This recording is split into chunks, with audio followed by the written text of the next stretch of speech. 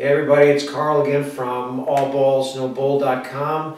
Today we're here with a friend of mine, Dr. Chris Rago. Dr. Rago, I call him Chris, has a really interesting background. And I've really enjoyed talking with him because he has such specific and explicit knowledge of how anatomy works in functional athletics. He has a really unique background because he was a college lacrosse player. At one point you played on what, Junior Olympics? Yeah, I was a Junior Olympic ski racer. Chris, with no further ado, why don't you just tell everybody a little bit about yourself and your background? Okay. Yeah, so my name is Dr. Rago. I'm a chiropractic physician. I have a master's degree in clinical human nutrition.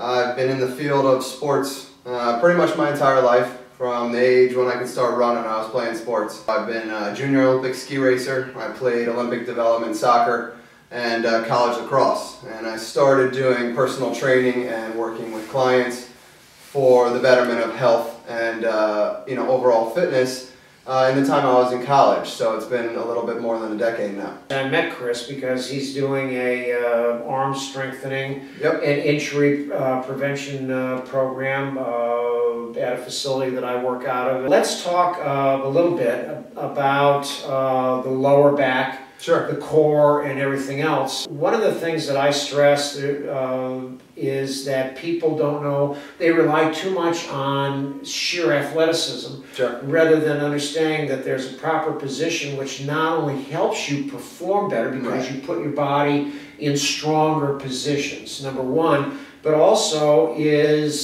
facilitates injury prevention. So can you talk about that, about how important it is to be centered and balanced, and that the strength comes from here, and we need that lower back for support and alignment? People rely mostly on talent these days, and pure athleticism only gets you so far, and it's nurtured and really hard work, acquired talent. It's not easy to be, an advanced high school, even harder to be a really good college and even a professional. It takes a lot of work for all these things. And, with athleticism, that gets you so far. One of the biggest things, like you were talking about, was posture, was alignment of the spine. As a chiropractor, that's my focus. There are techniques and ways to train the spine properly in order to have a good foundation in order to be a great pitcher. Those pitchers in the major leagues who throw in 93, 94, 95,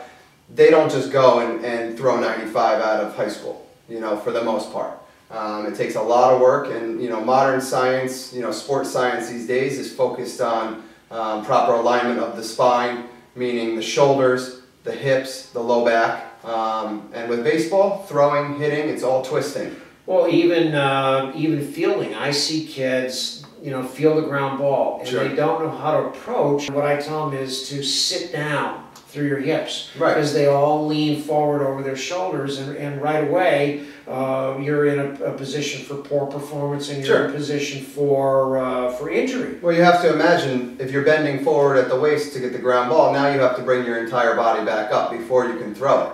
So in terms of speed, efficiency, and injury prevention, the best way to approach it is, like you said, with a proper spinal posture, where you're down, chest up, facing forward, so that you can head up, chin up, hands out, and you can pop up and get that shoulder rotation in there appropriately as quick as possible. Well, this goes to one thing, and then I want to segue. What you're tending to is something that's very important to this website and for information, and that is age appropriate and skill appropriate. Absolutely. Now, what I want to ask you about is doing things that are age appropriate, especially developing strength in the core and in the lower back. Working with the baseball players that I'm working with now at our facility, we are focusing not really on strength training, being that they're between the ages of 10 and 15. It's functional core strength, functional body strength.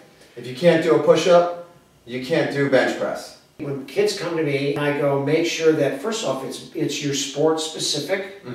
You don't train for football the same way that you train for baseball, and go see a physician. If there are things that you should not do before you're 16 years old. Right. Before your growth plates have closed. Huge mistake. Before you create an imbalance with your musculature and your white tissue and your bones. And I see it daily in my private practice. I see it working with the guys that I'm working with now, and throughout my entire experience working with athletes. I've worked with professional baseball players, all the way down to the 9, 10-year-olds. And the biggest thing that I see is that they're improperly trained, and they've been improperly trained from the time that they were in Little League or Pop Warner for football players. Muscle memory is the concept you were talking about, this repetitive thing that becomes habituated. I want to point out something also is oftentimes you see injuries, particularly upper body injuries, shoulder, elbow, and that occurs in a player that may be in college, maybe not 18, 19, 20, a junior, senior, and that's not a matter of something happened like that. No. It's like the fraying of a rope. It's constant stress going to that place, and then you have an injury because of habituated wrong things that are wrong mechanically. Sure, we'll get into it, in more depth in our next session, but if you're throwing sidearm, which is an improper way to throw, it's an improper way to stress the joints of the elbow and the shoulder, you may get by with that while you're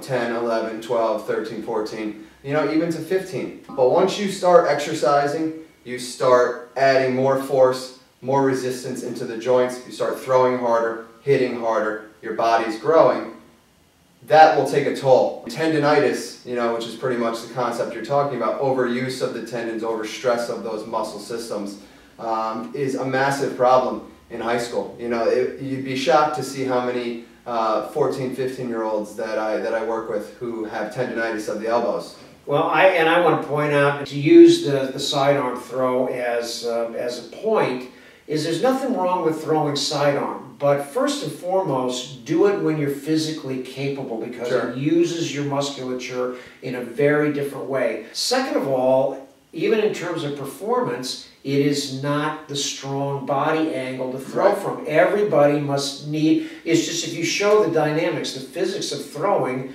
you need to throw here first. That this is a tool. What you get is you get quickness here, and what I tell the kids, I go, look, you're not playing against a team that Ichiro is absolutely. Take your time, set your feet, set your body alignment, and learn this. It's a classic example of a tool, a right tool, a viable, usable tool that is introduced too early in the development of. No, and I would agree with that. There are times and circumstances where the sidearm throw is important. When you're trying to turn a double play, you have to throw around the batter that's running at you. It's much quicker to give that side hand kind of toss. And what I'm saying is that there's exactly when you're 10. You don't need to do that. Exactly. It's not, you're not playing for the World Series. You're not getting paid millions of dollars to get that out. And what we want to stress is that a player probably can acquire that tool at an appropriate point. Absolutely. At any rate, thank you for your time. Absolutely. And he and I could talk all day on this, on this stuff. So we're both very passionate about it. But we are going to end on that note, because we're going to offer a couple of programs with Chris. And thanks for tuning in. We'll see you again. See ya.